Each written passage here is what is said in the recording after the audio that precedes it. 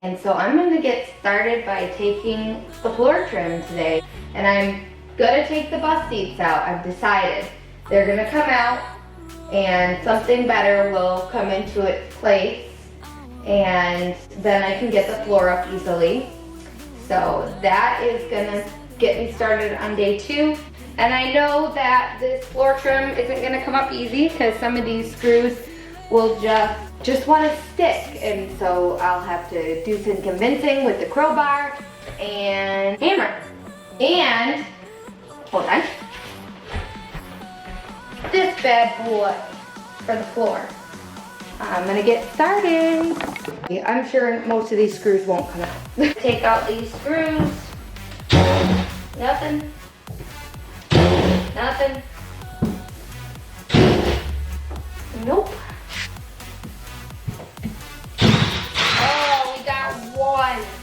Just one. How many are bad? I might try to vacuum this out first and see if that helps.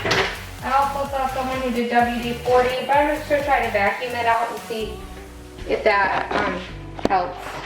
Oh, apparently I'm still recording. Oops. And this is going to be just for me to roll my tools around.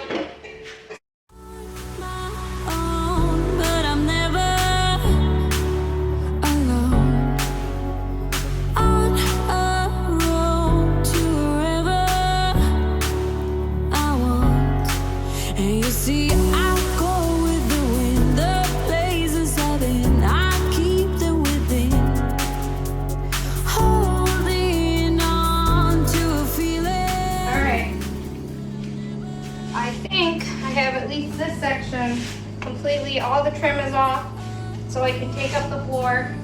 The back corner came up easy, so I'm praying that this comes up really easy. There's these metal plates right here that I might have to cut around for now to take the floor out, but we'll see as I'm pulling. And then I still have the heater tubes and then the heater back there to work around. All right. I'm gonna put some gloves on. Alright, let's see how I do by myself.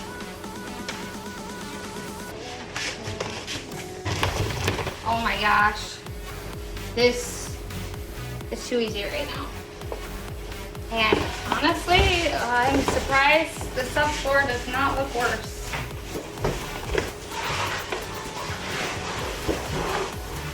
First, haven't gotten to the wheel wells. So far, so good. I'm gonna use the razor and cut this. But I'm never alone. On a road to wherever I want. And you see, I go with the wind. The places I've been, I keep them within.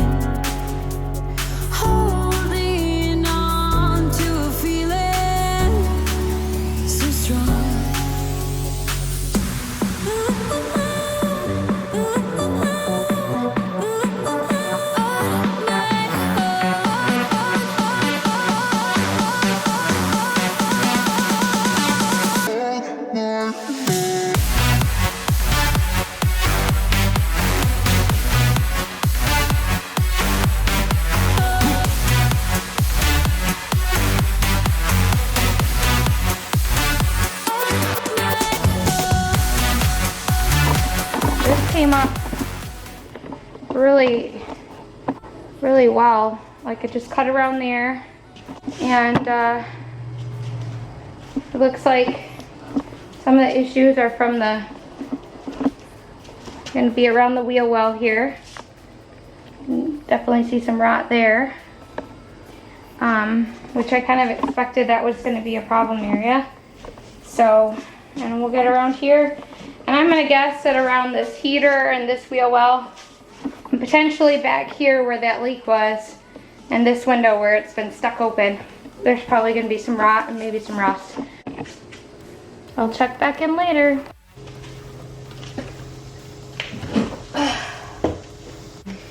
The last 2 days I've gotten all the seats out. I have took out all the trim. I took out all floor trim, and then the heater is now up here in this corner, just to drug it with the hoses and everything up here so I could get the rest of the rubber floor out.